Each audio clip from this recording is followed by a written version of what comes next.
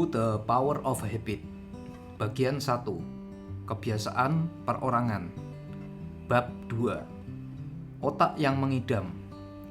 Bagaimana menciptakan kebiasaan baru. Suatu hari pada awal 1900-an, seorang eksekutif terkemuka Amerika bernama Claude C. Hopkins didekati seorang teman lama yang punya satu gagasan bisnis. Menurut sang teman, ia telah menemukan sebuah produk luar biasa yang ia yakini akan meledak.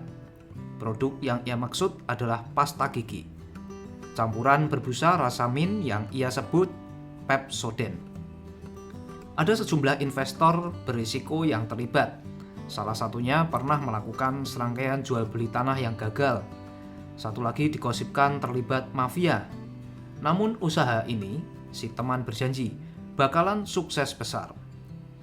Tentu saja bila Hopkins mau membantu rancangan kampanye promosi nasional. Hopkins pada waktu itu berada di puncak satu industri yang sedang berkembang pesat, yang hampir-hampir belum ada beberapa dasawarsa sebelumnya. Itu periklanan. Hopkins adalah laki-laki yang telah meyakinkan orang-orang Amerika untuk membeli bir Schlitz dengan menggembor-gemborkan bahwa perusahaan itu membersihkan botol mereka dengan uap panas, tanpa menyebutkan bahwa setiap perusahaan lain menggunakan cara yang sama. Ia telah membujuk jutaan perempuan untuk membeli Palmolive dengan mengklaim bahwa Cleopatra mandi menggunakan sabun tersebut, terlepas dari protes para ahli sejarah yang kesal. Ia membuat Puff Wheat terkenal dengan mengatakan bahwa produk tersebut ditembakkan dari senapan sampai bulir-bulirnya mengembang 8 kali ukuran normal. Ia telah mengubah lusinan produk yang sebelumnya tak dikenal, Quaker Oat, ban Goodyear, sikat karpet Bissell, daging babi campur buncis Van Camp, menjadi produk-produk yang laku keras. Dan dalam proses itu, ia menjadikan dirinya sendiri teramat kaya, sampai-sampai autobiografinya yang laris, My Life in Advertising, menguraikan dengan panjang lebar mengenai betapa sulitnya menghabiskan sedemikian banyak uang. Claude Hopkins terkenal karena serangkaian aturan yang ia susun, yang menjelaskan bagaimana menciptakan kebiasaan baru di antara pelanggan. Aturan-aturan itu bakal mengubah berbagai industri dan akhirnya menjadi kebijakan konvensional di kalangan pemasaran, aktivitas reformasi pendidikan, profesional di bidang kesehatan masyarakat, politisi, dan CEO. Bahkan hingga kini, aturan-aturan Hopkins mempengaruhi segala hal, mulai dari bagaimana kita membeli peralatan bersih-bersih, sampai alat-alat yang digunakan pemerintah untuk melenyapkan penyakit. Aturan-aturan itu adalah dasar untuk menciptakan rutinitas baru apapun. Tapi ketika teman lamanya mendekati Hopkins untuk urusan Pepsodent, sang jawara iklan belum tertarik. Bukan rahasia kalau kesehatan gigi orang Amerika sedang menurun tajam ketika itu. Seiring semakin kayanya bangsa Amerika, orang-orang mulai membeli semakin banyak makanan olahan yang mengandung gula. Ketika pemerintah mulai menarik rakyat untuk ikut wajib militer Perang Dunia Pertama, sedemikian banyak rekrutan yang bergigi busuk, sehingga para pejabat menyatakan buruknya kesehatan gigi merupakan resiko keamanan nasional. Namun setahu Hopkins, menjual pasta gigi adalah bunuh diri finansial. Sudah ada sepasukan penjajah keliling dari rumah ke rumah yang menawarkan berbagai bubuk dan ramuan mencurigakan untuk membersihkan gigi, dan sebagian besar diantaranya jatuh bangkrut. Masalahnya adalah nyaris tidak ada yang membeli pasta gigi, karena terlepas dari masalah-masalah gigi di Amerika Serikat, nyaris tidak ada yang menggosok gigi. Maka Hopkins memikirkan sebentar proposal sang teman, lantas menolak. Ia akan mengurusi sabun dan sereal saja, katanya. Tidak terpikirkan oleh saya cara mendidik orang-orang awam agar paham teori-teori pasta gigi yang bersifat teknis. Hopkins menjelaskan dalam autobiografinya. Tapi sang teman tidak surut. Ia mendatangi Hopkins berkali-kali, memancing-mancing ego besar Hopkins, sampai akhirnya sang jawara iklan menyerah. Saya akhirnya setuju menangani kampanye itu, asalkan ia memberi saya opsi 6 bulan atas sekumpulan saham, tulis Hopkins. Sang teman setuju. Keputusan finansial itu kelak menjadi yang paling bijaksana dalam hidup Hopkins. Dalam 5 tahun kemitraan itu, Hopkins mengubah Pepsodent menjadi salah satu produk paling terkenal di dunia. Dan dalam proses itu, membantu menciptakan kebiasaan menggosok gigi yang menyebar di Amerika dengan kecepatan mengejutkan. Dengan segera, semua orang, mulai dari Shirley Temple sampai Clark Gable, membangga-banggakan senyum Pepsodent mereka. Pada 1930, Pepsodent sudah dijual di Cina, Afrika Selatan, Brasil, Jerman, dan nyaris dimanapun Hopkins bisa memasang iklan. Satu dasawarsa setelah kampanye pertama Pepsodent, para pensurvei mendapati bahwa menggosok gigi telah menjadi ritual bagi separuh lebih populasi Amerika. Hopkins telah membantu memantapkan gosok gigi menjadi kegiatan harian. Nantinya Hopkins akan menyombongkan bahwa rahasia kesuksesannya adalah ia berhasil menemukan tanda dan ganjaran tertentu yang mendorong suatu kebiasaan. Caranya sungguh kuat sehingga bahkan kini pun prinsip-prinsip dasarnya masih digunakan oleh perancang permainan video, perusahaan makanan, rumah sakit, dan jutaan penjajah keliling di seluruh dunia. Eugene Pauli mengajarkan kepada kita mengenai lingkar kebiasaan. Namun, Claude Hopkins lah yang menunjukkan bagaimana kebiasaan-kebiasaan baru bisa ditanam dan ditumbuhkan. Jadi sebetulnya, apa yang dilakukan Hopkins? Ia menciptakan mengidam atau craving. Dan mengidam itu ternyata adalah yang menyebabkan tanda dan ganjaran bekerja. Mengidam itulah yang menggerakkan lingkar kebiasaan. Sepanjang karirnya, salah satu taktik khas Claude Hopkins adalah menemukan pemicu-pemicu sederhana untuk meyakinkan para pelanggan-pelanggannya untuk setiap hari menggunakan produk-produk yang ia promosikan. Misalnya saja, ia menjual Quaker Oats sebagai sereal sarapan yang dapat menyediakan energi untuk 24 jam, namun hanya bila dimakan semangkuk setiap pagi. Ia menggadang-gadang tonik yang menyembuhkan sakit perut, nyeri sendi, kulit yang rusak, dan masalah perempuan. Namun hanya bila Anda minum obat itu, begitu gejala-gejalanya muncul. Dengan segera orang-orang mulai menyantap Havermouth pada pagi hari dan menenggak isi botol coklat kecil setiap kali mereka merasa sedikit lelah, yang kebetulan seringkali terjadi setidaknya 1 kali sehari. Dengan demikian, guna menjual Pepsodent, Hopkins membutuhkan pemicu yang akan memberikan alasan penggunaan pasta gigi itu setiap hari. Ia duduk membaca setumpuk buku daras kesehatan gigi. Bacaan yang sungguh membosankan, tulisnya kemudian. Namun di tengah-tengah salah satu buku, saya menemukan bagian yang menyebutkan soal plak lendir di gigi, yang kemudian saya sebut sebagai lapisan lengket. Saya pun mendapatkan ide yang amat bagus. Saya memutuskan untuk mengiklankan pasta gigi ini sebagai pencipta kecantikan, untuk menyingkirkan lapisan lengket keruh itu. Dengan berfokus pada lapisan lengket di gigi, Hopkins mengabaikan fakta bahwa lapisan itu memang selalu melapisi gigi orang dan tadinya tidak mengganggu siapa-siapa. Lapisan itu adalah selaput yang terbentuk secara alami dan menumpuk di gigi. Apapun yang Anda makan atau seberapapun seringnya Anda menyikat gigi, tadinya tidak ada yang betul-betul memperhatikannya dan memang tak banyak alasan untuk peduli. Lapisan itu bisa kita singkirkan dengan memakan apel, menggosok gigi dengan jari, menyikat gigi, atau kumur-kumur dengan keras. Pasta gigi tidak melakukan apapun untuk membantu menyingkirkan lapisan itu. Bahkan salah satu peneliti gigi terkemuka pada masa itu mengatakan bahwa semua pasta gigi, terutama Pepsodent, tidak ada manfaatnya. Hal itu tidak menghentikan Hopkins mengeksploitasi temuannya. Ia memutuskan, inilah tanda yang bisa memicu kebiasaan. Dengan segera, iklan Pepsodent bermunculan di kota-kota besar. Coba usapkan lidah Anda ke gigi, bunyi salah satu iklan. Anda akan merasakan suatu lapisan. Itulah yang membuat gigi Anda terlihat kuning dan mengundang pembusukan. Perhatikan betapa banyak ada gigi bagus di mana-mana, isi iklan yang lain. Menampilkan gadis-gadis cantik yang tersenyum. Jutaan orang kini menggunakan metode baru membersihkan gigi. Jangan sampai ada perempuan yang giginya berlapis kotor. Pepsodent menyingkirkan lapisan itu. Kejeniusan bujukan-bujukan ini adalah mereka mengandalkan sebuah tanda, yaitu lapisan lengket di gigi, yang ada di setiap orang dan mustahil diabaikan.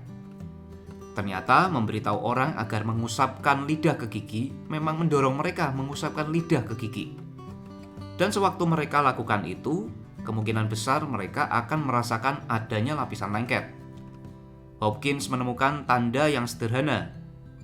Telah ada sejak zaman dahulu dan sedemikian mudah dipicu, sehingga satu iklan bisa menyebabkan orang-orang patuh secara otomatis.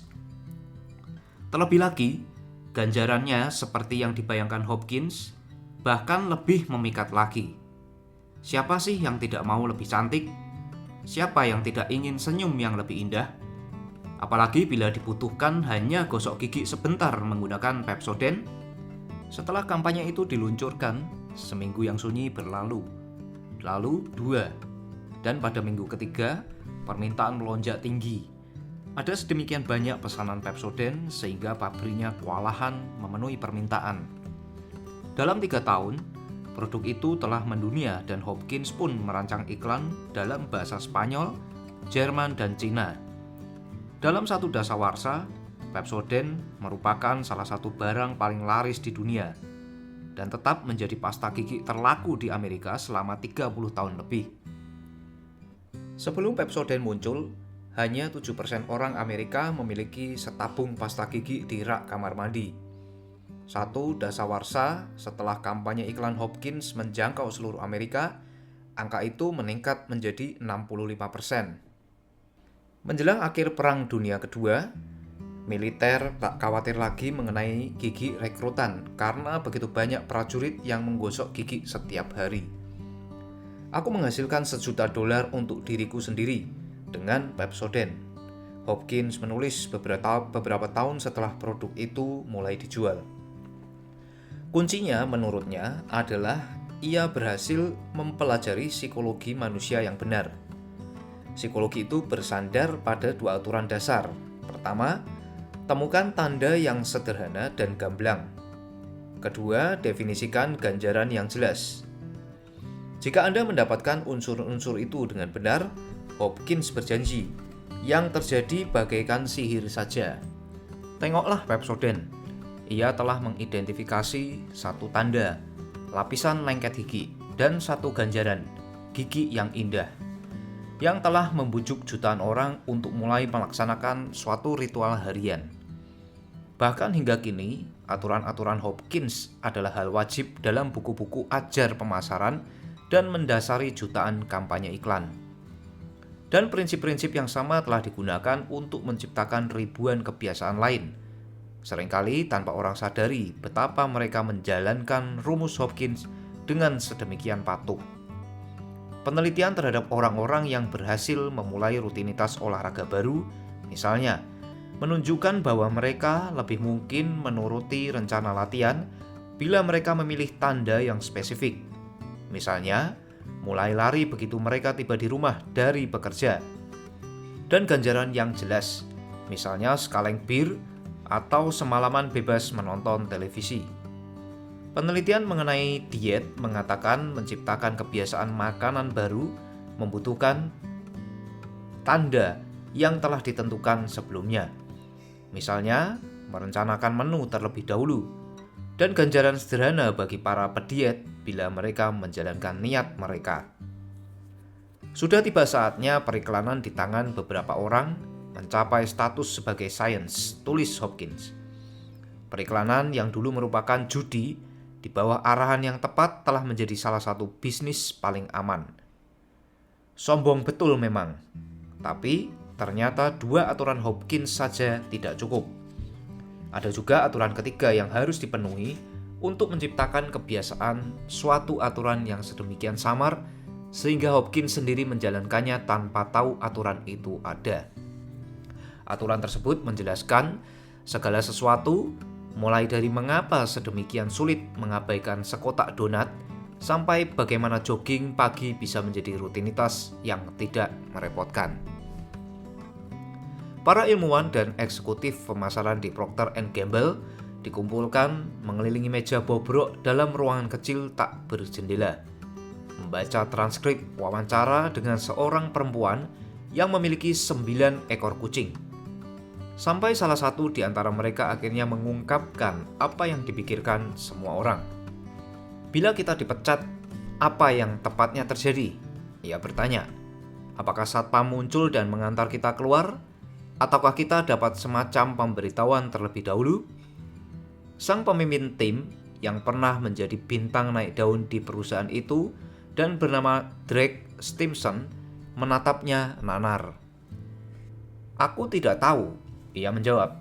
Rambutnya berantakan, matanya terlihat lelah. Aku tidak pernah pikir kondisi bakal seburuk ini. Mereka bilang padaku, menjalankan proyek ini merupakan kenaikan jabatan. Saat itu 1996 dan kelompok yang mengelilingi meja itu menemukan bahwa terlepas dari keyakinan Claude Hopkins, betapa proses menjual suatu barang bisa sangat tidak ilmiah. Mereka semua bekerja untuk salah satu firma barang konsumsi terbesar di dunia. Perusahaan di balik keripik kentang Pringles, Oil of Olay, Tisu Bounty, kosmetik CoverGirl, Dawn, Downy, Duracell, juga lusinan merek lain. P&G mengumpulkan lebih banyak data daripada nyaris semua pedagang lain manapun di dunia dan mengandalkan metode-metode statistik kompleks untuk merancang kampanye pemasaran mereka. Di pasar pencucian baju saja, produk-produk P&G membersihkan 1 dari setiap 2 tumpuk cucian di Amerika. Penghasilannya mencapai 35 miliar US dollar per tahun. Tapi, tim Stimson yang dipercaya merancang kampanye iklan untuk salah satu produk baru paling menjanjikan dari P&G berada di ambang kegagalan. Perusahaan itu telah menghabiskan jutaan dolar mengembangkan sejenis semprotan yang bisa menyingkirkan bau tak enak dari hampir segala macam kain. Dan para peneliti di ruang mungil tak berjendela itu tak tahu bagaimana membujuk orang agar membelinya. Semprotan itu telah diciptakan sekitar 3 tahun sebelumnya, ketika salah seorang ahli kimia P&G sedang bekerja dengan zat yang disebut hidroksipropil beta-siklodextrin atau HPBCD di laboratoriumnya. Pakaiannya biasanya berbau seperti asbak. Suatu hari setelah bekerja dengan HPBCD, istrinya menyambutnya di pintu saat ia pulang. "Kamu berhenti merokok?" istrinya bertanya. "Enggak," ia menjawab. Kecurigaannya timbul. Selama bertahun-tahun istrinya selalu mengomelinya agar berhenti merokok. Jangan-jangan ini semacam tipuan psikologi terbalik. "Kamu nggak bau rokok?" kata istrinya. Hari berikutnya, si ahli kimia kembali ke lab dan mulai melakukan percobaan dengan HPBCD dan berbagai bau. Dengan segera ia pun memiliki ratusan vial berisikan kain yang berbau seperti anjing basah, rokok, kaos kaki berkeringat, makanan Cina, kemeja berjamur, dan handuk kotor. Sewaktu ia melarutkan HPBCD dalam air dan menyemprotkan ke sampel-sampel itu, bebauannya terserap ke dalam molekul-molekul zat kimia itu. Setelah semprotan itu kering, bau pun lenyap. Ketika si ahli kimia menjelaskan temuannya kepada para eksekutif P&G, mereka girang sekali.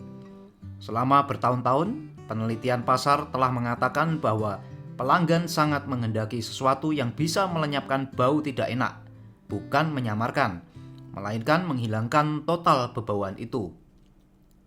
Ketika salah satu tim peneliti mewawancarai pelanggan, mereka mendapati bahwa banyak di antara mereka yang meninggalkan blus atau celana mereka di luar setelah pulang dari bar atau pesta. "Baju saya bau rokok saat saya pulang, namun saya tidak mau membayar dry cleaning setiap kali saya dugem," kata seorang perempuan. P&G yang mengendus kesempatan meluncurkan proyek super rahasia untuk menjadikan HPBCD produk yang bisa dijual. Mereka menghabiskan jutaan dolar untuk menyempurnakan formulanya, dan akhirnya menghasilkan cairan tak berwarna dan tak berbau yang bisa melenyapkan nyaris semua bau busuk. Sains di balik semprotan itu sedemikian maju sehingga NASA kelak menggunakannya untuk membersihkan bagian dalam pesawat ulang-alik yang baru kembali dari antariksa. Hal terbaik dari cairan itu adalah murah diproduksi, tak meninggalkan noda, dan bisa membuat sofa bau, jaket tua, ataupun bagian dalam mobil yang kotor tidak lagi berbau. Proyek itu merupakan perjudian besar. Namun P&G kini siap meraup miliaran dolar bila saja mereka bisa melancarkan kampanye pemasaran yang tepat. Mereka memutuskan menyebut cairan itu Febreze dan meminta Stimson, anak ajaib berusia 31 tahun dengan latar belakang matematika dan psikologi, untuk memimpin tim pemasarannya. Stimson tinggi dan tampan, dengan dagu yang kokoh, suara yang lembut, dan kegemaran akan hidangan kelas atas. Mendingan anak-anakku menghisap ganja daripada makan di McDonald's, ia pernah bicara kepada seorang rekan. Sebelum bergabung dengan P&G, ia menghabiskan 5 tahun di Wall Street, membangun model-model matematika untuk memilih saham. Sewaktu ia pindah di Cincinnati, tempat P&G bermarkas, ia direkrut untuk membantu menjalankan unit-unit bisnis penting, termasuk pelembut kain, bonds, dan lembaran pengering Downy. Namun Febreze berbeda. Proyek Febreze adalah kesempatan untuk meluncurkan kategori produk yang sepenuhnya baru, menambahkan sesuatu yang tak pernah ada sebelumnya ke dalam kereta belanja pelanggan. Yang perlu Stimson lakukan hanyalah mencari tahu bagaimana menjadikan Febreze suatu kebiasaan, dan produk itu pun akan laris manis. Seberapa susah sih? Stimson dan rekan-rekannya memutuskan untuk memperkenalkan Febreze ke beberapa pasar uji, Phoenix, Salt Lake City, dan Boise. Mereka terbang ke kota-kota itu dan membagikan sampel, kemudian menanyai orang-orang apakah mereka boleh berkunjung ke rumah. Selama 2 bulan, mereka mengunjungi ratusan rumah. Terobosan besar pertama mereka datang ketika mereka mengunjungi seorang perempuan berprofesi jagawana di Phoenix. Ia berusia 20 tahun akhir dan hidup sendirian. Kerjanya adalah menangkap hewan-hewan yang berkeliaran di luar dari gurun. Ia menangkap koyot, rakun, terkadang singa gunung, dan sigung. Banyak sekali sigung yang seringkali mengentutinya bila mereka tertangkap. Saya masih lajang dan ingin menemukan seseorang untuk membangun keluarga bersama. Sang jagawana bertutur kepada Stimson dan rekan-rekan sewaktu mereka duduk-duduk di ruang keluarganya. Saya sering pergi berkencan. Yah, saya pikir sih saya menarik. Saya cerdas dan rasanya saya orangnya asik. Namun kehidupan cintanya kacau, dia menjelaskan, karena segala sesuatu dalam hidupnya berbau busuk seperti sigung. Rumahnya, mobilnya, pakaiannya, sepatunya, tangannya, tirainya, bahkan tempat tidurnya. Ia telah mencoba segala macam cara untuk mengatasi bau busuk. Ia membeli sabun dan sampo khusus. Ia membakar lilin dan menggunakan mesin sampo karpet yang mahal. Semuanya gagal. Sewaktu sedang berkencan, saya akan mengendus sesuatu yang berbau seperti sigung dan mulai cemas terus karenanya. Ia memberitahu mereka. Saya mulai bertanya-tanya, apakah teman kencan saya mencium bau busuk? Bagaimana kalau saya ajak dia ke rumah dan ia ingin pulang saja? Saya berkencan 4 kali tahun lalu dengan seorang laki-laki yang sangat baik. Laki-laki yang sangat saya sukai. Dan saya betul-betul ingin mengajaknya main ke rumah. Akhirnya ia datang. Dan saya pikir segalanya berjalan dengan baik. Kemudian keesokan harinya ia bilang, ia ingin jaga jarak dulu. Dia sopan sekali mengenai masalah itu. Tapi saya terus-menerus bertanya, apa itu gara-gara bau sigung? Ya, saya senang Anda berkesempatan mencoba Febreze, Stimson berkata. Bagaimana pendapat Anda mengenai Febreze? Sang jagawana menatap Stimson. Ia mencucurkan air mata. "Saya ingin berterima kasih kepada Anda," ia berkata. "Semprotan ini mengubah hidup saya." Setelah ia menerima sampel Fibris, ia pulang dan menyemprot sofanya. Ia menyemprot tirai, permadani, spray, jeans, seragam bagian dalam mobilnya. Isi botol itu habis, sehingga ia mencari satu lagi dan menyemprot semua benda lain yang belum kebagian. "Saya meminta semua teman saya untuk datang," perempuan itu berkata. "Mereka tak bisa menciumnya lagi, bau sigung itu lenyap."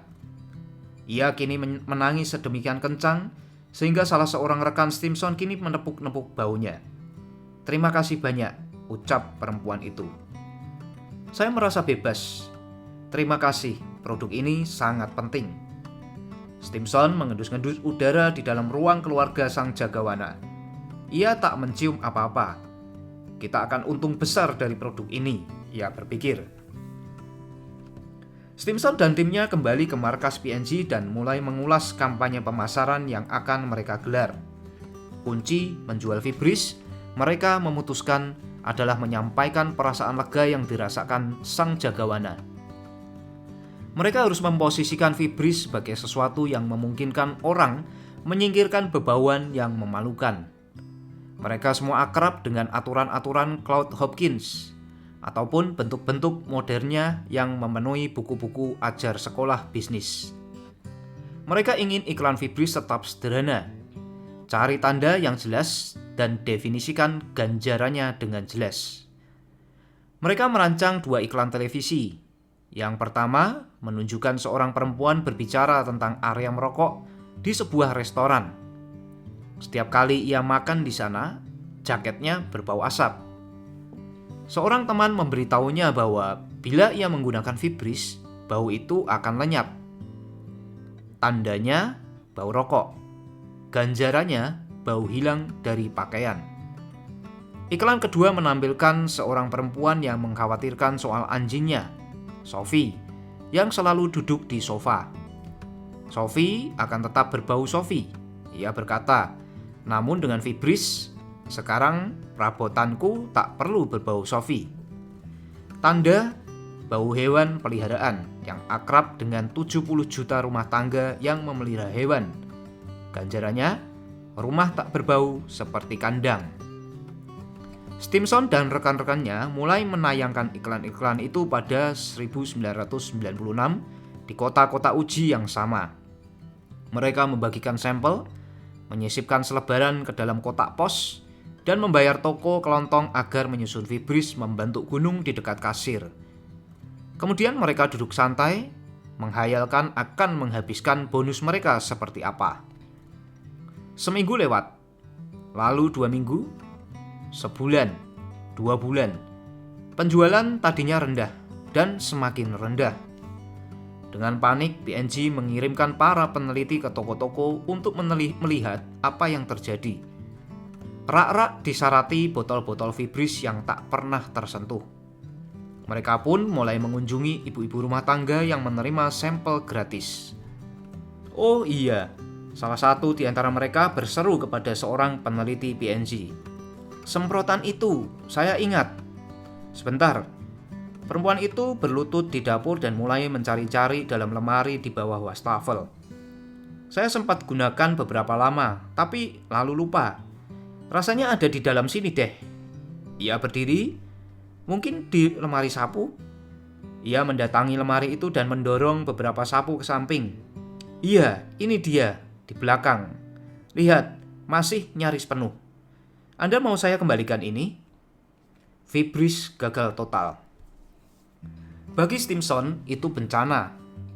Para eksekutif pesaing di divisi-divisi lain mengendus kesempatan dalam kesempitan. Ia mendengar bisik-bisik bahwa beberapa orang sedang melobi agar produksi Fibris dihentikan dan agar ia dipindah tugaskan ke produk rambut Nicky Clark yang dalam perdagangan barang konsumsi setara dengan dibuang ke Siberia. Salah satu presiden divisi P&G mengadakan rapat darurat dan mengumumkan mereka harus menghentikan kerugian akibat Fibris sebelum Dewan Komisaris mulai bertanya-tanya. Bos Stimson berdiri dan memohon dengan dingin. Masih ada kesempatan untuk membalikan kondisi ini, ia berkata. Setidaknya, mari tanyai para dokter untuk mencari tahu apa yang terjadi. P&G belum lama itu merekrut ilmuwan dari Stanford, Carnegie Mellon, dan tempat-tempat lain yang dianggap gudangnya ahli psikologi konsumen. Presiden divisi itu setuju untuk memberi Vibris waktu sedikit lagi. Maka sekelompok peneliti baru bergabung dengan tim Stimson dan mulai melakukan lebih banyak wawancara. Petunjuk pertama mereka mengenai mengapa Vibris gagal muncul ketika mereka mengunjungi rumah seorang perempuan di luar Phoenix. Mereka bisa mencium ke-9 kucingnya sebelum mereka masuk. Tapi bagian dalamnya bersih dan rapi. Ia agak gila kerapian, perempuan itu menjelaskan. Ia menyedot debu setiap hari dan tidak suka membuka jendela-jendelanya, sebab angin meniup masuk debu. Ketika Stimson dan para ilmuwan berjalan ke dalam ruangan keluarganya, di mana kucing-kucing itu tinggal, baunya sedemikian sengit, sehingga salah satu di antara ilmuwan itu tersedak. Apa yang Anda lakukan untuk menghilangkan bau kucing itu? Seorang ilmuwan bertanya kepada si perempuan. Biasanya bau mereka bukan masalah kok, ia berkata. Seberapa sering Anda menyadari bau itu? Oh, kira-kira sekali sebulan, perempuan itu menjawab. Para peneliti bertatapan. Sekarang Anda menciumnya tidak? Seorang ilmuwan bertanya. Tidak, sahutnya. Pola yang sama terulang di lusinan rumah bau yang dikunjungi para peneliti. Orang-orang tidak bisa mendeteksi sebagian besar bau busuk dalam kehidupan mereka. Bila kita hidup bersama 9 kucing, kita tak lagi sensitif terhadap bau mereka. Bila kita merokok, rokok merusak kemampuan kita mencium bau sedemikian parah sehingga kita tidak bisa lagi mencium bau asap rokok. Bebauan sesungguhnya aneh. Bau paling kuat pun memudar bila terus-menerus tercium. Stimson menyadari itulah mengapa tidak ada yang menggunakan Vibris. Tanda produk itu, hal yang seharusnya memicu penggunaan harian, tersembunyi dari orang-orang yang paling membutuhkan Vibris. Bau busuk tidak cukup sering disadari untuk menjadi pemicu kebiasaan teratur. Alhasil, Vibris pun terlupakan di bagian belakang lemari sapu.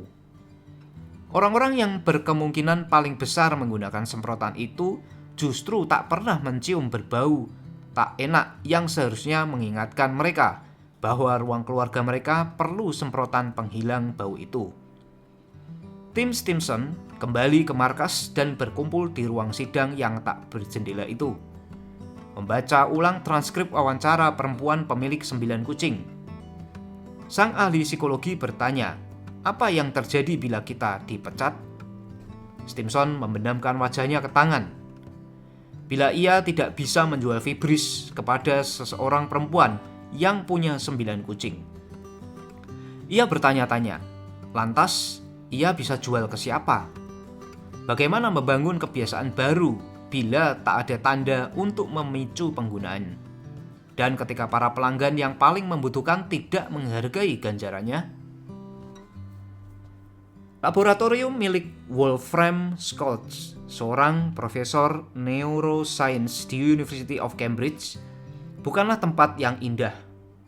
Mejanya silih berganti, digambarkan oleh para koleganya sebagai lubang hitam di mana dokumen-dokumen hilang untuk selamanya dan cawan Petri tempat makhluk hidup bisa tumbuh tak terganggu dan subur selama bertahun-tahun.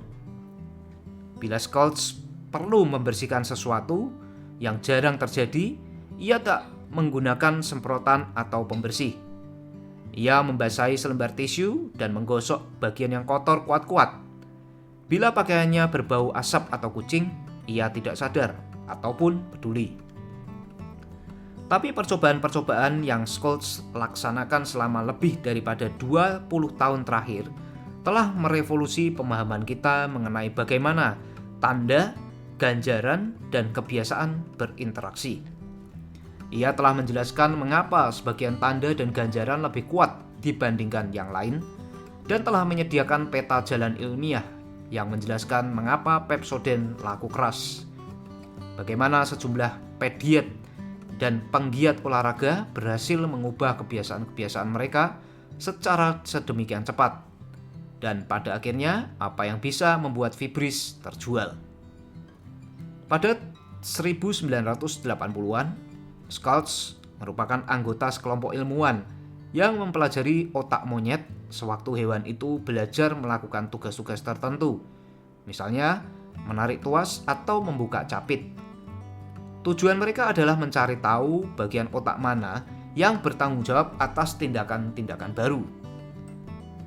Suatu hari saya menyadari satu hal yang menarik bagi saya. Schultz bercerita kepada saya. Ia terlahir di Jerman dan kini, sewaktu berbicara dengan bahasa Inggris, terdengar agak seperti Arnold Schwarzenegger. Seandainya saya, Terminator, merupakan anggota Royal Society. Beberapa ekor monyet yang kami amati suka jus apel, sementara monyet-monyet lain suka jus anggur. Dan maka saya mulai bertanya-tanya, apa yang berlangsung di dalam kepala monyet-monyet kecil itu? Mengapa ganjaran yang berbeda mempengaruhi otak dengan cara yang berbeda-beda? Schultz mulai melaksanakan serangkaian percobaan untuk memecahkan bagaimana ganjaran bekerja pada tingkat neurokimiawi. Seiring majunya teknologi, pada 1990-an, ia memperoleh akses ke alat-alat yang mirip dengan yang digunakan oleh para peneliti di MIT. Tapi bukannya tikus, Schultz tertarik kepada monyet-monyet seperti Julio, beruk seberat 4 kg dengan mata coklat muda yang otaknya disisipi elektroda yang sangat tipis, sehingga Schultz bisa mengamati aktivitas syarafnya yang sedang berlangsung. Suatu hari Schultz menempatkan Julio di kursi dalam ruangan remang-remang dan menyalakan monitor komputer. Tugas Julio adalah menyentuh tuas setiap kali bentuk-bentuk berwarna, spiral kuning kecil, coretan-coretan merah, garis biru muncul di layar. Bila Julio menyentuh tuas sewaktu satu bentuk muncul, setetes jus blackberry akan menuruni selang yang bergantung dari langit-langit ke bibir monyet itu. Julio suka jus blackberry. Pada awalnya, Julio hanya sedikit tertarik kepada apa yang terjadi di layar. Ia menghabiskan sebagian besar waktunya menggeliat-geliat berusaha melepaskan diri dari kursi. Namun, begitu tetesan jus pertama tiba, Julio menjadi sangat terfokus ke monitor. Selagi si monyet menjadi paham, melalui lusinan pengulangan, bahwa bentuk-bentuk di layar adalah tanda bagi suatu rutinitas yang menghasilkan ganjaran. Ia mulai memelototi layar lekat-lekat bagai lem. Ia tidak menggeliat-geliat. Ketika coretan kuning muncul, ia menarik tuas. Ketika garis biru melintas, ia meloncat. Dan ketika jus tiba, Julio akan menjilat-jilat bibir dengan puas. Sewaktu Schultz memonitor aktivitas di dalam otak Julio, ia melihat suatu pola muncul. Setiap kali Julio menerima ganjarannya, aktivitas otaknya melonjak tajam dalam cara yang sepertinya menunjukkan bahwa ia merasakan kebahagiaan. Transkrip aktivitas neurologis itu menunjukkan bahwa sepertinya otak si monyet pada intinya berkata, "Aku dapat ganjaran." Schultz membuat Julio menjalani percobaan yang sama lagi dan lagi, seraya mencatat tanggapan neurologisnya setiap waktu. Setiap kali Julio menerima jusnya, pola "aku dapat ganjaran" itu muncul di komputer yang disambungkan ke pemantau di kepala si monyet. Perlahan-lahan dari perspektif neurologis, perilaku Julio menjadi kebiasaan. Tapi yang paling menarik bagi Schultz adalah bagaimana hal-hal berubah seiring berlangsungnya percobaan itu. Ketika si monyet semakin terlatih dengan perilaku itu, ketika kebiasaannya tersebut menjadi semakin kuat, otak Julio mulai mengantisipasi jus blackberry. Pemantau-pemantau Schultz mulai mencatat pola, "Aku dapat ganjaran." Begitu Julio melihat bentuk-bentuk itu di layar, sebelum jusnya tiba. Dengan kata lain, bentuk-bentuk di monitor telah menjadi tanda bukan saja untuk menarik tuas, melainkan juga untuk merespon kenikmatan di dalam otak si monyet. Julio mulai mengharapkan ganjarannya begitu ia melihat spiral kuning dan coretan merah. Kemudian Scholz mengubah percobaan itu. Sebelumnya, Julio menerima jus begitu ia menyentuh tuas. Sekarang, terkadang jus itu tidak menetes sama sekali, meskipun Julio melakukan tugasnya dengan benar. Atau jus itu baru akan menetes setelah beberapa saat. Atau jus tersebut diencerkan sehingga manisnya hanya separuhnya. Ketika jus itu tidak menetes atau terlambat atau encer, Julio marah dan mengeluarkan suara-suara kesal atau mengambek. Dan di dalam otak Julio, Scholz mengamati munculnya pola baru, mengidam. Ketika Julio mengantisipasi jus namun tidak menerimanya, satu pola neurologis yang berasosiasi dengan hasrat dan frustrasi meletus di dalam tengkoraknya. Ketika Julio melihat tanda, ia mulai mengantisipasi kebahagiaan yang disebabkan oleh jus. Namun, bila jus itu tidak tiba, kebahagiaan itu menjadi mengidam yang, bila tidak terpuaskan, membuat Julio merasa marah atau depresi. Para peneliti di lab-lab lain telah menemukan pola-pola serupa. Monyet-monyet lain dilatih untuk mengantisipasi jus bila mereka melihat suatu bentuk di layar. Kemudian, para peneliti mencoba mengalihkan perhatian mereka. Mereka membuka pintu lab sehingga monyet-monyet itu bisa pergi keluar dan bermain bersama teman-teman mereka. Mereka meletakkan makanan di sudut ruangan, sehingga monyet bisa makan bila mereka mengabaikan percobaan itu. Bagi monyet-monyet yang belum mengembangkan kebiasaan yang kuat, pengalih-pengalih perhatian itu bekerja. Mereka merosot turun dari kursi, meninggalkan ruangan, dan tak pernah tengok-tengok ke belakang. Mereka belum belajar mengidam jus. Tapi begitu monyet mengembangkan kebiasaan, begitu otaknya mengantisipasi ganjaran, pengalih-pengalih perhatian itu tak mempan. Si monyet akan duduk di situ, mengamati monitor dan menekan tuas berulang-ulang terlepas dari adanya tawaran makanan atau kesempatan untuk pergi keluar. Antisipasi dan rasa mengidam sedemikian besar, sehingga monyet-monyet itu tak mau beralih dari layar mereka. Sama seperti penjudi yang terus bermain judi mesin meskipun sudah kalah. Ini menjelaskan mengapa kebiasaan begitu dahsyat. Kebiasaan menciptakan mengidam neurologis. Biasanya, perasaan mengidam muncul saat bertahap sampai kita tak sadar perasaan itu ada. Sehingga, seringkali kita buta terhadap pengaruhnya. Namun begitu kita mengasosiasikan tanda dengan ganjaran tersebut, mengidam bawah sadar muncul di otak kita yang mulai memutar lingkar kebiasaan.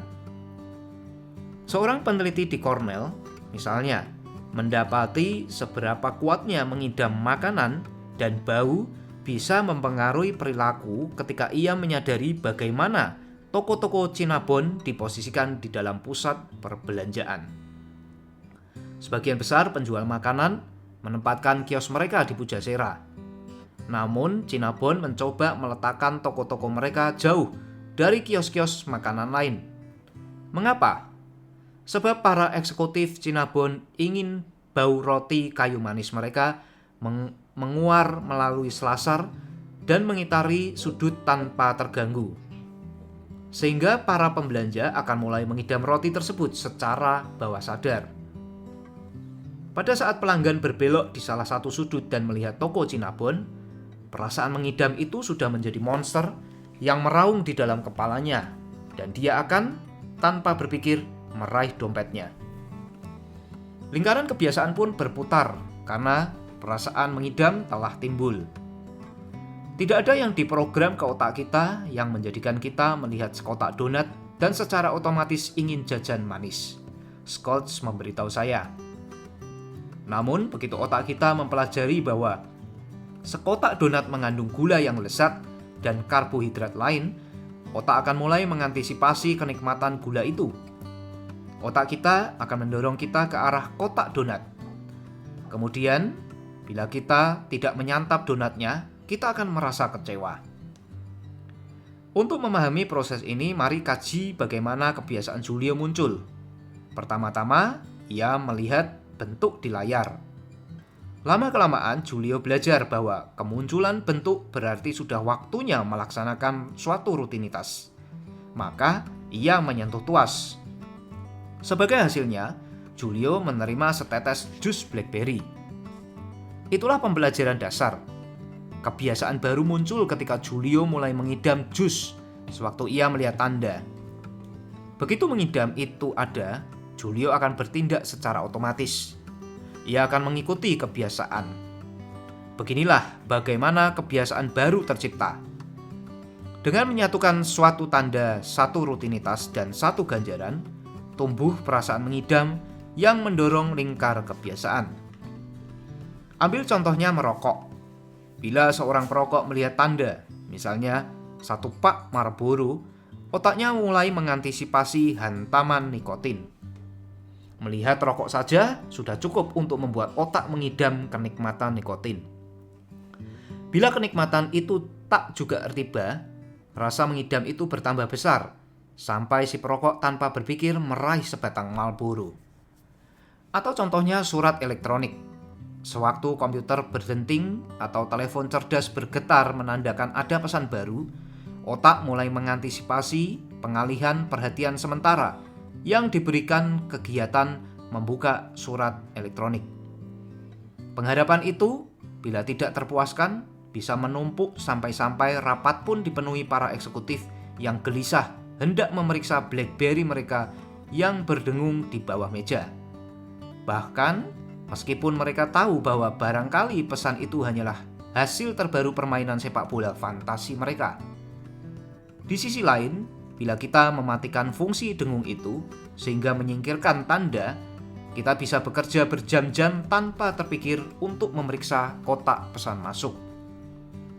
Para ilmuwan telah mempelajari otak pecandu alkohol, perokok, dan pemakan berlebih serta mengukur bagaimana neurologi mereka, struktur otak, dan aliran zat neurokimia di dalam tengkorak mereka berubah seiring tertanamnya perasaan mengidam itu. Kebiasaan yang luar biasa kuat, tulis dua peneliti di University of Michigan, menghasilkan reaksi-reaksi serupa kecanduan, sehingga rasa ingin berubah menjadi mengidam obsesif yang bisa memaksa otak kita memasuki mode pilot otomatis. Bahkan di hadapan disensitif yang kuat, termasuk hilangnya reputasi, pekerjaan, rumah, dan keluarga. Tapi perasaan mengidam tak sepenuhnya menguasai kita. Seperti yang dijelaskan bab berikutnya, ada mekanisme-mekanisme yang bisa membantu kita mengabaikan godaan-godaan itu. Namun untuk mengalahkan suatu kebiasaan, kita harus mengenali perasaan mengidam mana yang mendorong perilaku itu. Bila kita tidak menyadari antisipasi tersebut, maka kita bagaikan pembelanja yang melangkah, seolah tertarik kekuatan tak terlihat ke dalam Cinnabon. Guna memahami kekuatan mengidam dalam menciptakan kebiasaan-kebiasaan, mari tengok bagaimana kebiasaan berolahraga muncul. Pada 2002, para peneliti di Mexico State University ingin mengerti mengapa orang memiliki kebiasaan berolahraga. Mereka mempelajari 266 orang, sebagian besar di antaranya berolahraga setidaknya 3 kali seminggu. Yang mereka temukan adalah bahwa banyak di antara mereka mulai berlari atau mengangkat beban nyaris karena iseng, atau karena mereka mendadak punya waktu luang, atau ingin mengatasi stres yang tidak diharapkan dalam hidup mereka. Tapi alasan mereka terus berolahraga, mengapa menjadi kebiasaan, adalah karena kini mereka mulai mengidam suatu ganjaran spesifik. Dalam salah satu kelompok, 92% orang mengatakan mereka mulai berolahraga sebagai suatu kebiasaan sebab berolahraga membuat mereka merasa enak. Mereka menjadi mengharapkan dan mengidam endorfin dan zat-zat neurokimia lain yang diberikan olahraga.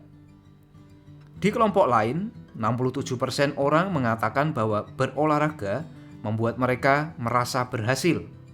Mereka menjadi mengidam perasaan menang sesudah menelusuri prestasi mereka. Dan ganjaran diri itu cukup untuk menjadikan aktivitas fisik suatu kebiasaan. Bila Anda ingin mulai berlari setiap pagi, Anda wajib memilih tanda yang sederhana. Misalnya, selalu mengikat tali sepatu olahraga Anda sebelum sarapan atau menyiapkan pakaian lari di samping tempat tidur. Dan ganjaran yang jelas, misalnya makan enak pada tengah hari. Perasaan berhasil sesudah mengetahui jarak yang Anda tempuh atau kenikmatan endorfin yang Anda dapat dari jogging. Namun tak terhingga banyaknya penelitian yang telah menunjukkan bahwa tanda dan ganjaran saja tidak cukup untuk menyebabkan kebiasaan baru bertahan. Baru setelah otak Anda mulai mengharapkan ganjaran itu, mengidam, endorfin, atau perasaan berhasil, maka mengikat tali sepatu jogging setiap pagi pun menjadi otomatis. Selain memicu rutinitas, tanda juga harus memicu perasaan mengidam ganjaran yang akan diperoleh. Saya mau tanyai Anda mengenai masalah yang saya hadapi, kata saya kepada Wolfram Schultz, sang ilmuwan syaraf. Setelah ia menjelaskan kepada saya bagaimana mengidam muncul. Saya punya anak umur 2 tahun, dan sewaktu saya sedang memberinya makan di rumah, nugget ayam yang begitulah, saya akan mengambil satu dan memakannya tanpa berpikir. Sesudah kebiasaan, dan sekarang berat badan saya naik. Semua orang melakukan itu, Schultz berkata. Ia sendiri punya 3 anak. Semuanya sekarang sudah dewasa. Sewaktu mereka masih anak-anak, ia akan mencomot makanan malam mereka tanpa berpikir. Dalam beberapa segi, ia memberitahu saya, kita seperti monyet. Sewaktu kita melihat ayam atau kentang goreng di meja, otak kita mulai mengantisipasi makanan itu. Meskipun kita sendiri tidak lapar, otak kita mengidam makanan. Jujur saja, saya bahkan tidak suka makanan macam itu. Namun mendadak, sulit melawan desakan itu. Dan begitu saya memakannya, saya merasakan aliran kenikmatan ketika mengidam itu terpuaskan. Memalukan, tetapi begitulah kebiasaan bekerja. Saya pikir saya seharusnya berterima kasih, kata Schultz. Sebab proses yang sama memungkinkan saya menciptakan kebiasaan-kebiasaan baik. Saya bekerja keras karena saya mengharapkan rasa bangga dari teman saya. Saya berolahraga karena saya mengharapkan merasa nyaman sesudahnya. Saya hanya berharap bisa mencomot dan memilih dengan lebih baik. Setelah wawancara mereka yang menyesakkan dengan si perempuan pemelihara kucing, tim Drake Stimson di P&G mulai mencari bantuan di luar saluran-saluran yang biasa. Mereka mulai membaca-baca tentang percobaan-percobaan seperti yang dilakukan Wolfram Schultz. Mereka meminta seorang profesor Harvard Business School untuk melaksanakan tes psikologis terhadap kampanye iklan Fibris. Mereka mewawancarai pelanggan demi pelanggan, mencari-cari sesuatu yang akan memberi mereka petunjuk mengenai bagaimana menjadikan Fibris bagian keseharian hidup para pelanggan. Suatu hari mereka mendatangi seorang perempuan di daerah suburban dekat Scottsdale. Ia berusia 40-an dengan 4 anak. Rumahnya bersih, namun kelewat rapi. Para peneliti terkejut mendapati ia suka sekali Fibris. Saya menggunakannya setiap hari, ia memberitahu para peneliti. Sungguhkah? Stimson terperanjat. Rumah itu tampaknya bukan jenis tempat yang bermasalah dengan bau. Tidak ada hewan peliharaan, tidak ada yang merokok. Kok bisa? Bau apa yang ingin Anda hilangkan? Saya memakainya bukan untuk menghilangkan bau tertentu, jawab si perempuan. Maksud saya, Anda tahulah, anak-anak saya laki-laki semua. Mereka lagi puber. Dan kalau saya tidak bersihkan kamar mereka, baunya bakal seperti loker sekolah. Namun saya tidak menggunakan tempat seperti itu. Saya menggunakan Fibris untuk bersih-bersih biasa. Beberapa semprotan setelah saya selesai membereskan ruangan. Cara yang bagus sekali untuk menjadikan segala sesuatu berbau harum sebagai sentuhan akhir. Mereka bertanya apakah mereka boleh mengamati membersihkan rumah. Di kamar tidur, ia membereskan tempat tidur, menepuk-nepuk bantal, mengencangkan ujung-ujung spray, dan kemudian menarik sebotol Fibris dan menyemprotkannya ke selimut yang telah dirapikan. Di ruang keluarga, ia menyedot debu, memunguti sepatu anak-anak, meluruskan meja tamu, dan menyemprotkan Fibris di karpet yang baru saja dibersihkan. Enak rasanya, ia berkata. Menyemprotkan ini rasanya seperti perayaan kecil setelah saya selesai membersihkan ruangan. Dilihat dari seringnya ia menyemprotkan Fibris, Stimson memperkirakan kalau perempuan itu menghabiskan 1 botol setiap 2 minggu. PNG telah mengumpulkan video-video sepanjang ribuan jam yang merekam orang-orang membersihkan rumah mereka selama bertahun-tahun. Ketika para peneliti kembali ke Cincinnati, sebagian di antara mereka menghabiskan 1 malam menontoni video-video itu. Pagi berikutnya, salah satu ilmuwan itu meminta tim Fibris bertemu dengannya di ruang rapat. Ia memutarkan satu video yang merekam seorang perempuan berusia 26 tahun dengan 3 anak sedang membereskan tempat tidur. Ia merapikan spray dan menata bantal. Kemudian tersenyum dan meninggalkan ruangan itu. Kalian lihat tadi itu tidak? Si peneliti bertanya dengan semangat. Ia memutarkan klip yang lain. Seorang perempuan berambut coklat yang berusia lebih muda sedang memasang spray yang berwarna-warni, meluruskan bantal, dan kemudian tersenyum melihat hasil kerjanya. Itu dia lagi, seru si peneliti. Klip berikutnya menunjukkan seorang perempuan berpakaian olahraga sedang membereskan dapurnya dan melap meja dapur sebelum merenggangkan tubuh dengan santai. Si peneliti menatap kolega-koleganya. Kalian lihat? Dia bertanya. Masing-masing melakukan sesuatu yang membuat rileks atau senang setelah selesai bersih-bersih, ia berkata. Itu bisa kita manfaatkan. Bagaimana bila Fibris adalah sesuatu yang terjadi pada akhir rutinitas bersih-bersih, bukan di awalnya? Bagaimana bila Fibris adalah bagian asiknya berbersih? Tim Stimson menjalankan satu lagi tes. Sebelumnya, iklan produk tersebut berfokus pada mengenyahkan berbauan yang tak enak. Perusahaan kini mencetak label baru yang menunjukkan jendela terbuka dan embusan udara segar. Lebih banyak parfum ditambahkan ke resepnya, sehingga Fibris tak hanya menetralkan bau, melainkan juga memiliki bau sendiri yang khas. Dibuatlah iklan-iklan televisi yang menggambarkan perempuan yang menyemprotkan Fibris ke spray yang baru dibereskan dan pakaian yang baru dicuci. Tagline dirubah dari menyingkirkan bau tak enak dari kain menjadi membersihkan bau kehidupan. Setiap perubahan dirancang agar menarik bagi satu tanda harian yang spesifik, membersihkan ruangan, membereskan tempat tidur, menyedot debu permadani. Pada setiap tanda, Fibris diposisikan sebagai ganjaran harum enak yang terjadi pada akhir rutinitas bersih-bersih. Yang paling penting, setiap iklan dikalibrasi untuk memicu suatu bentuk mengidam, bahwa barang-barang akan berbau seenak penampilan mereka setelah ritual bersih-bersih selesai. Ironinya adalah produk yang diciptakan untuk menghancurkan bau justru berubah menjadi kebalikannya. Bukannya melenyapkan bebauan di kain yang kotor, Fibris menjadi penyegar udara yang digunakan sebagai sentuhan akhir setelah barang-barang bersih.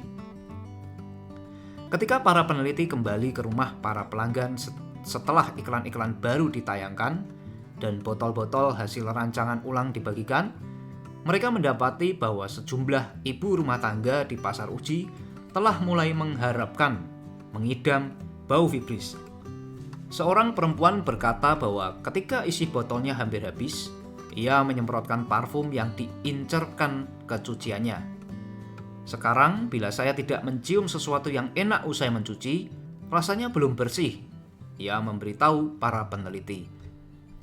Si jagawana yang bermasalah dengan sigung membuat kami menuju arah yang salah. Stimson bertutur kepada saya. Ia membuat kami berpikir bahwa Vibris bakal sukses dengan memberikan solusi bagi suatu masalah. Tapi siapa yang mau mengakui rumah mereka bau? Pandangan kami tentang semua itu salah. Tidak ada yang mengidam ketiadaan bau. Di sisi lain, banyak orang yang mengidam bau yang wangi setelah mereka menghabiskan 30 menit bersih-bersih. Peluncuran ulang Vibris terjadi pada musim panas 1998. Dalam 2 bulan penjualan berlipat 2. Dalam setahun, para pelanggan telah menghabiskan 230 juta US dollar lebih untuk produk tersebut. Sejak saat itu, Vibris telah melahirkan lusinan produk sampingan, penyegar udara, lilin, sabun cuci, dan semprotan dapur yang kini secara keseluruhan menghasilkan penjualan sebesar 1 miliar US dollar lebih per tahun. Pada akhirnya, P&G mulai menyebutkan kepada para pelanggan bahwa selain wangi, Vibris juga bisa melenyapkan bebauan tak enak. Stimson naik jabatan dan timnya menerima bonus. Rumusan mereka bekerja. Mereka telah menemukan tanda-tanda yang sederhana dan jelas. Mereka telah secara jelas mendefinisikan ganjarannya. Namun baru ketika mereka menciptakan perasaan mengidam, keinginan kuat untuk membuat segala sesuatu berbau seenak penampilannya, Vibris laku keras. Mengidam adalah bagian penting rumus menciptakan kebiasaan baru yang tak pernah disadari Claude Hopkins, sang jawara iklan Pepsodent. Dalam tahun-tahun terakhir kehidupannya, Hopkins memberikan kuliah keliling, ceramah-ceramah tentang hukum periklanan ilmiah, memikat ribuan orang. Di panggung, ia seringkali membandingkan diri dengan Thomas Edison dan George Washington dan melontarkan berbagai ramalan liar tentang masa depan.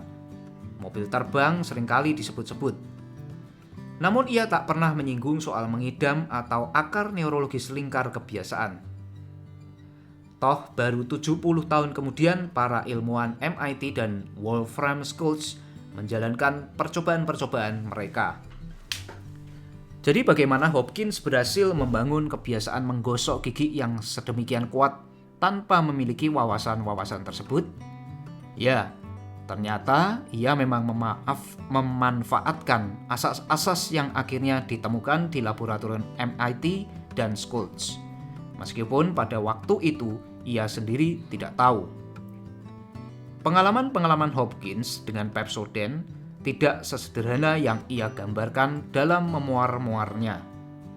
Walaupun ia menyombongkan bahwa ialah yang menemukan tanda menakjubkan dalam film tentang gigi dan membangga-banggakan diri sebagai orang pertama yang menawari para pelanggan ganjaran jelas berupa gigi yang indah, ternyata Hopkins bukanlah orang yang melahirkan taktik-taktik itu.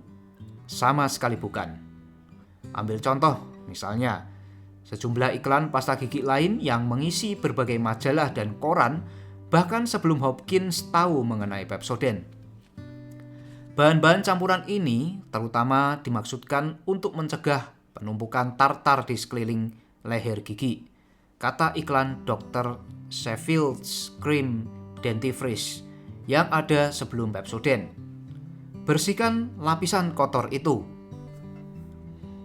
Email putih Anda hanyalah tersembunyi di balik lapisan lengket, kata iklan yang muncul saat Hopkins mencari-cari di buku daras kedokteran giginya. Sanitol toothpaste dengan cepat mengembalikan warna putih yang asli dengan menyingkirkan lapisan itu. Daya pikat senyum yang cantik bergantung kepada keindahan gigi Anda. Iklan ketiga menyatakan, gigi cantik mulus bagai satin seringkali merupakan rahasia daya tarik gadis cantik. Gunakan SS White Toothpaste. Lusinan pembuat iklan lain telah menggunakan bahasa yang sama dengan Pepsodent bertahun-tahun sebelum Hopkins turun tangan. Semua iklan mereka menjanjikan untuk menyingkirkan lapisan lengket gigi dan menawarkan ganjaran berupa gigi cantik dan putih. Tidak ada yang berhasil. Namun begitu Hopkins meluncurkan kampanyenya, penjualan Pepsodent meledak. Mengapa Pepsodent berbeda? Karena keberhasilan Hopkins didorong oleh faktor-faktor yang sama yang menyebabkan Julio si monyet menyentuh tuas dan ibu-ibu rumah tangga menyemprotkan Fibris ke tempat tidur yang baru dibereskan. Pepsodent menciptakan rasa mengidam. Hopkins tidak menghabiskan autobiografinya untuk membahas bahan-bahan dalam Pepsodent.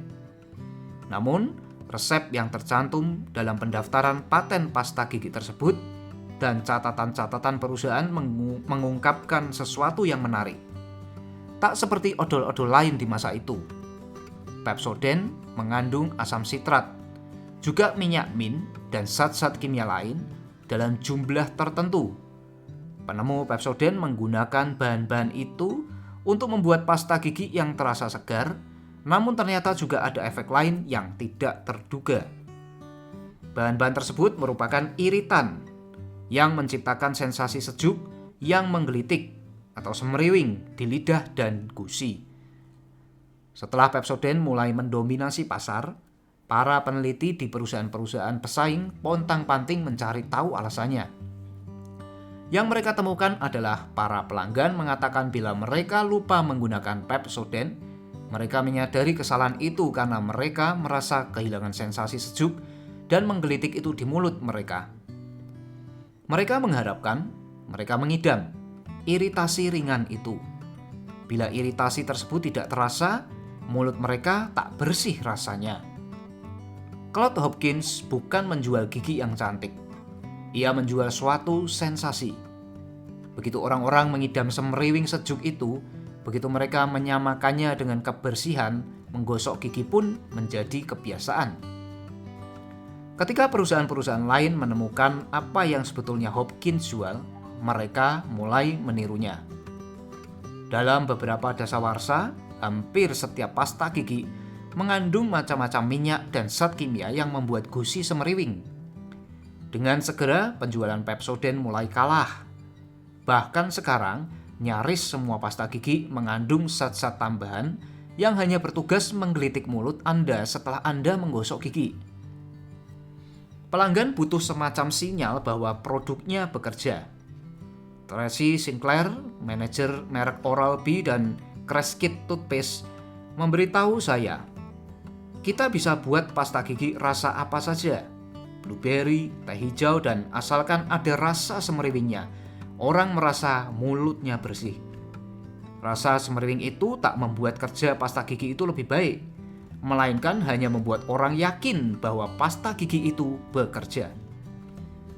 Siapapun bisa menggunakan rumus dasar itu untuk menciptakan kebiasaan sendiri. Ingin lebih banyak berolahraga? Pilih satu tanda. Misalnya, pergi ke pusat kebugaran langsung setelah bangun. Dan satu ganjaran, misalnya segelas smoothie setelah berolahraga. Kemudian pikirkan tentang smoothie itu, atau tentang kenikmatan endorfin yang Anda akan rasakan. Biarkan diri Anda mengantisipasi ganjaran itu. Pada akhirnya, rasa mengidam itu akan mempermudah Anda datang ke pusat kebugaran setiap hari. Ingin membentuk kebiasaan makan yang baru? Ketika para peneliti yang berafiliasi dengan National Weight Control Registry, proyek yang melibatkan 6.000 lebih orang yang telah turun berat badan melebihi 15 kilo, mengamati kebiasaan para pediet yang berhasil. Mereka menemukan bahwa 78%-nya menyantap sarapan setiap pagi. Santapan yang tandanya adalah jam. Namun sebagian besar pediet yang berhasil juga membayangkan suatu ganjaran spesifik agar tekun mengikuti diet, bikini yang ingin mereka kenakan, atau rasa bangga yang mereka rasakan ketika menimbang tubuh setiap hari. Sesuatu yang mereka pilih secara berhati-hati dan betul-betul inginkan. Mereka berfokus pada perasaan mengidam ganjaran itu bila muncul godaan. Merawat perasaan tersebut menjadi obsesi ringan, dan para peneliti menemukan bahwa mengidam ganjaran tersebut mengalahkan godaan untuk membatalkan diet. Mengidam itu menggerakkan lingkar kebiasaan. Bagi perusahaan, Memahami sains mengidam sungguh revolusioner. Ada lusinan ritual harian yang mesti kita lakukan setiap kali, namun tidak pernah menjadi kebiasaan. Kita harus mengawasi asupan garam dan minum lebih banyak air. Kita harus menyantap lebih banyak sayuran dan lebih sedikit lemak. Kita harus meminum vitamin dan mengoleskan krim tabir surya. Fakta-faktanya tak mungkin lebih jelas daripada yang ada di perbandingan terakhir ini. Mengoleskan sedikit tabir surya di wajah Anda setiap pagi sangat mengurangi kemungkinan kanker kulit. Namun, meskipun setiap orang menggosok gigi, tidak sampai 10% orang Amerika mengoleskan krim tabir surya setiap hari. Mengapa? Karena tidak ada perasaan mengidam yang menjadikan tabir surya suatu kebiasaan harian. Sejumlah perusahaan mencoba menanggapi dengan membuat tabir surya memberesi sensasi menggelitik atau sesuatu yang menyebabkan orang tahu mereka telah mengoleskan zat tersebut ke kulit mereka. Perusahaan-perusahaan itu berharap akan timbul pengharapan yang sama dengan mengidam gigi yang semeriwing, sehingga kita ingat menggosok gigi. Mereka telah menggunakan taktik-taktik serupa dalam ratusan produk lain. Busa adalah ganjaran yang amat besar. Sinclair, sang brand manager, berkata, "Shampoo tidak harus berbusa, namun kami menambahkan zat kimia pembuat busa karena orang mengharapkan busa setiap kali mereka mencuci rambut." Hal yang sama berlaku untuk deterjen dan pasta gigi. Sekarang setiap perubahan menambahkan natrium lauret sulfat agar pasta gigi berbusa lebih banyak. Tidak ada manfaat kebersihannya, namun orang merasa lebih enak ketika mulut mereka berbusa-busa. Begitu pelanggan mulai mengharapkan busa itu, kebiasaan mulai tumbuh. Mengidamlah yang menggerakkan kebiasaan. Dan mencari tahu bagaimana menimbulkan mengidam itu mempermudah kita menciptakan kebiasaan baru. Hal itu sama benarnya saat ini maupun nyaris 100 tahun yang lalu. Setiap malam, jutaan orang menggosok gigi mereka guna mendapatkan perasaan semeriwing itu. Setiap pagi, jutaan orang mengenakan sepatu jogging untuk menangkap kenikmatan endorfin yang mereka idamkan. Dan ketika pulang, setelah membersihkan dapur atau merapikan kamar tidur, sebagian di antara mereka akan menyemprotkan sedikit Febreze.